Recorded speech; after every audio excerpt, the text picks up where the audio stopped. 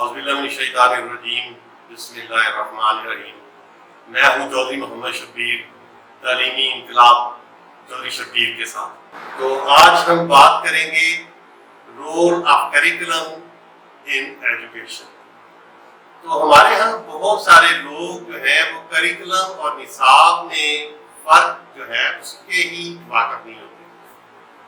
तो ये डिफरेंस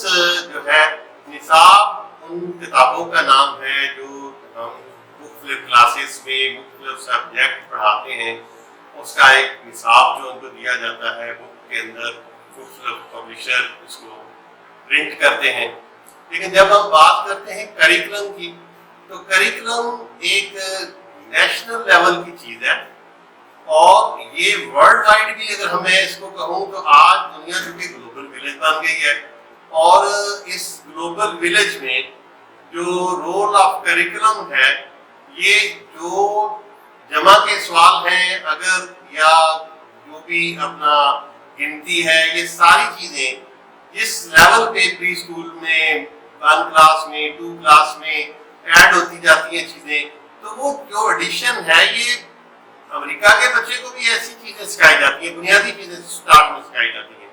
और इसी तरह यही चीज़ें मेरे पाकिस्तान में या दुनिया के किसी मुल्क में, दुल्हे में या किसी भी इलाके में, छोटा इलाका हो या बड़ा हो, कराची हो या इस्लामाबाद, अमेरिका हो या जापान, तो वो बुनियादी चीज़ें सिखाई सिलेबस में शामिल की जाती हैं। लेकिन जब हम बात करते हैं करिकुलम की, तो करिकुलम में हम लोग जो है वो इसमें रोल है पेरेंट्स का, सबसे बड़ा रोल है इसके अंदर, स्कूल की इंतजामिया, स्कूल प्रिंसिपल और फिर टीचर्स, और इसी तरह इसके अंदर निसाब भी है और इसके अंदर हम निसाबी सरगर्मियां भी हैं। ये एक कंपोनेंट है और इसमें जो सबसे की रोल है वो स्टूडेंट है। और स्टूडेंट जब काम करता है एक करिकुलम के अंदर रहते हुए, तो असातिज़ा और स्कूल की इंतजामिया और पेरेंट्स तमाम लोग उसे सपोर्ट कर रहे होते हैं और इसमें वो एक्टिविटी जो निसाब के अंदर होती हैं वो भी बच्चा करता है और वो एक्टिविटी भी बच्चा कर रहा होता है जो उसे, आपने ये सुन रखा होगा, निसाबी सरगर्मियां और हम निसाबी सरगर्मियां। हम निसाबी सरगर्मियों से यही मुराद है कि अगर एक बच्चा खेल कूद में या अदर एक्टिविटीज में, तफरीही दौरों में, जो एजुकेशनल स्टडी टूर्स होते हैं उनसे जो सीखता है, और इसी तरह एक सेहतमंद जो इंसान है, सेहतमंद जिस्म है, उसे ही सेहतमंद जो है दिमाग में असर आएगा। और आप देखते हैं कि स्कूल का जो टाइम टेबल है ये भी करिकुलम का हिस्सा है। हम चूंकि करिकुलम को एक वसी तनाज़र में अगर देखें तो ये एक पूरा फ्रेमवर्क है, एक पूरी कंपोनेंट है जो बच्चे की एजुकेशन में, तो यहाँ हम जो है इस कंपोनेंट की हम बात कर रहे हैं। करिकुलम पे हमने पहले बात की कि करिकुलम क्या है, बात करेंगे निसाब क्या है और निसाब के कंपोनेंट क्या है। निसाब की जब हम बात करते हैं तो वो एक उर्दू हो, अंग्रेजी हो, मैथ या साइंस या सोशल स्टडी, इस्लामियात, तमाम बुक्स में 10-10, 15-15 चैप्टर होते हैं। अब हम जब किसी एक चैप्टर को लेके चलते हैं तो इस चैप्टर के अंदर हम कोई भी सफर, कोई भी काम बिला मकसद वो नहीं होता और हमने इसमें एक मकसद चूंकि लेके चलते हैं। और अब अगर गवर्नमेंट की भी आप किताबें देखेंगे तो आपको हर टॉपिक के अंदर मकासद जो है या लर्निंग आउटकम्स का जिक्र मिलेगा, वो पहले ही सफ़े पर आपको जो है लर्निंग आउटकम। अब लर्निंग आउटकम की जब हम बात करते हैं तो अगर हमारे पास लेसन प्लान नहीं होगा, एक सबकी मंसूबा नहीं होगा, रोड मैप नहीं होगा, तो हम वो ऑब्जेक्टिव या वो मकासद हासिल नहीं कर सकते। तो हमने चूंकि अगराज़ व मकासद, जिसे इंग्लिश में एम एंड ऑब्जेक्टिव कहते हैं, और इसी तरह एक सबक को जब हम प्लान करते हैं तो उस सबक को 10 से 12 दिन 15 दिन में प्लान किया जाता है, क्योंकि एक साल जिसमें 365 दिन है तो 365 दिन में कम से कम 180 दिन ऐसे होते हैं जब हमने पढ़ाना होता है। اس کے علاوہ کچھ امتحان میں چلے جاتے تھے، ان کو چھٹیوں میں گرمی سردی، اور آج اس سال تو پھر کچھ اور بھی زیادہ ہو گیا. تو باہر روٹین میں 180 دن کم از کم جو بچوں کو پڑھنے کے لیے ملتے ہیں، اس کے علاوہ امتحان، ٹیسٹ، دیگر ایکٹیویٹیز. تو جب وہ اگر 12 دن اپنا آپ کے پاس ہے لیسن، تو آپ تقسیم کریں گے 180 دنوں پہ، اور کچھ دن آپ ریویژن کے لیے رکھ لیں گے. تو اس طرح کم از کم ایک چیپٹر کو، ایک سبق کو آپ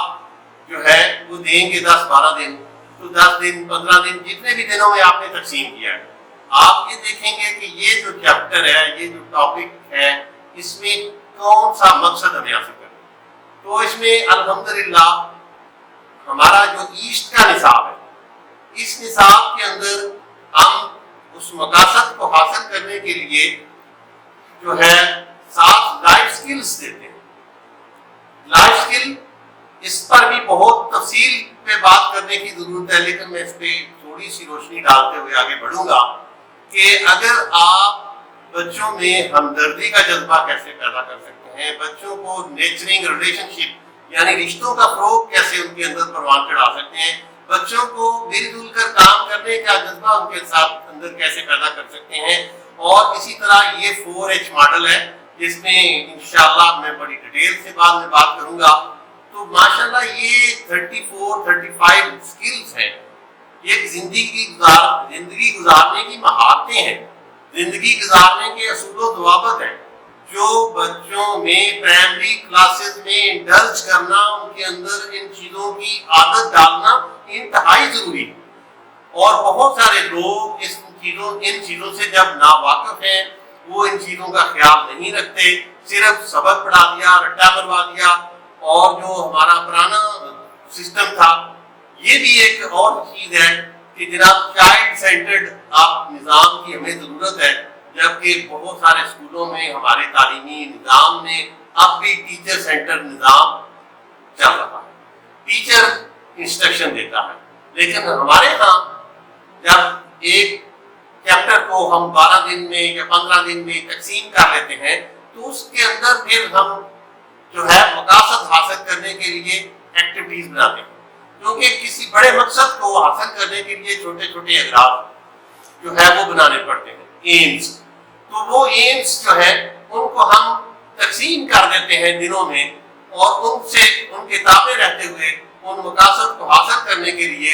اس غرض کو پورا کرنے کے لیے ہم جو ہے وہ کلاس ورک اور ہوم ورک کی ایکٹیویٹیز بناتے ہیں، ورک شیٹ بناتے ہیں. اور ان ورک شیٹ کے ذریعے بچہ جب کام کرتا ہے تو اس کے لیے بھی ہمارا ایک سسٹم ہے کہ ہم بچوں کے ایک کلاس کے اندر 5 بچوں کا ایک گروپ بنا دیتے ہیں، 4 بچوں کا ایک گروپ بنا دیتے ہیں. اس میں ایک ذہین بچہ، ایک اس کے ساتھ سیکنڈ اس کو کرتا ہے بچہ، اور اسی طرح 2 نارمل بچے اور ایک بچہ جو تھوڑا تعلیم میں پیچھے ہوتا ہے، اس کو بھی اس گروپ کا حصہ بنا دیا جاتا ہے. اور یہ ہم کام رینڈم کرتے ہیں، اس میں کوئی ٹیچر کی اپنی مرضی نہیں ہوتی. تو ہم جب رینڈم اس کام کو کر لیتے ہیں، گروپ ڈیولپ کرتے ہیں، تو آٹومیٹکلی اس میں بہت اچھے بچے بھی آ جاتے ہیں، اور کچھ بچے نارمل بھی آتے ہیں، اور کوئی نہ کوئی ویک بچہ بھی آ جاتا ہے. تو ان بچوں کو نصاب کو پورا کرنے کے لیے اور ان چیزوں کی بچوں کے اندر جو ہے ڈیولپ کرنے کے لیے، اس سبق سے ہم نے کیا سبق حاصل کرنا ہے، اس میں ہم نے کیا پڑھنا ہے، اس میں کیا ہمارا عمل کیا ہو. تو بیسیکلی پڑھانا نہیں. آج دنیا میں یہ چیز ختم ہو چکی ہے کہ ہم پڑھاتے ہیں، بلکہ میں اپنے اسٹاف سے اور اپنے بچوں سے یہی کہتا ہوں، جب ٹیچر ہے تو وہ کہے کہ میں آج سکھانے جا رہی ہوں، اور بچہ میں سیکھنے جا رہا ہوں. جب بچے پڑھنے اور سیکھنے پر آئیں گے تو انشاءاللہ آپ خود دیکھیں گے کہ بچے جو پڑھتے تھے وہ بھول جاتے تھے، اور جب بچے سیکھیں گے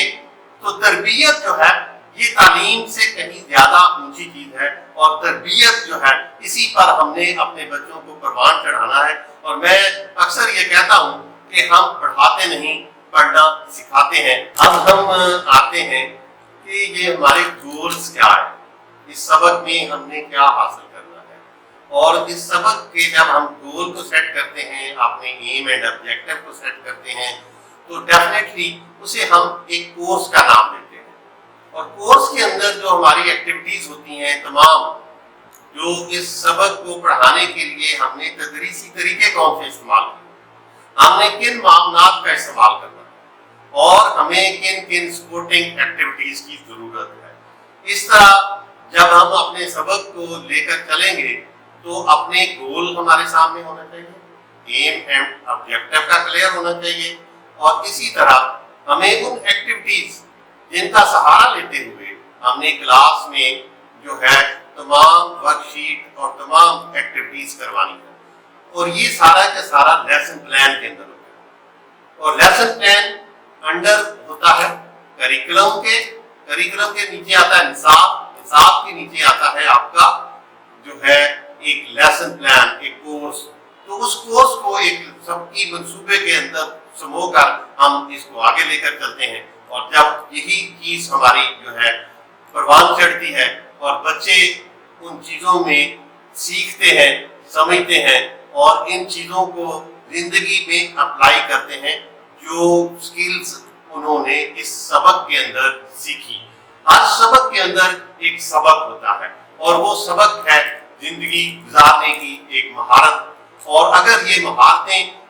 پڑھانے والے کو اس بات کا پتہ ہو اور اس کا لیسن پلان سے اس کا ساتھ دے رہا ہو اور اپنے پلان پر چلتے ہوئے اپنے ایم، آبجیکٹو اور اپنے گول کا خیال رکھتے ہوئے اپنے اس نصاب کو جو ہے جب اوور کم کرے گا، اور سال کے آخر پر بچے بہت ساری زندگی گزارنے کی مہارتیں جو ہے وہ حاصل کر چکے ہوں گے۔ پرائمری کلاسز میں 1 کلاس سے 5 کلاس تک ہم زندگی گزارنے کی 34 مہارتیں اور 12 جو رائٹنگ کرافٹ ہے یہ سکھا دیتے ہیں، اور ہم بات کریں گے آگے اگلی کسی قسط میں رائٹنگ کرافٹ کیا ہے۔ تو جو ہماری اپنا زندگی گزارنے کی مہارتیں ہیں اس کو بھی میں جناب تھوڑی تفصیل سے بتانا چاہوں گا کہ زندگی گزارنے کی مہارتیں کیا ہیں اور ہمارے یہ رائٹنگ کرافٹ جو ہے یہ کیا ہے۔ بہت شکریہ۔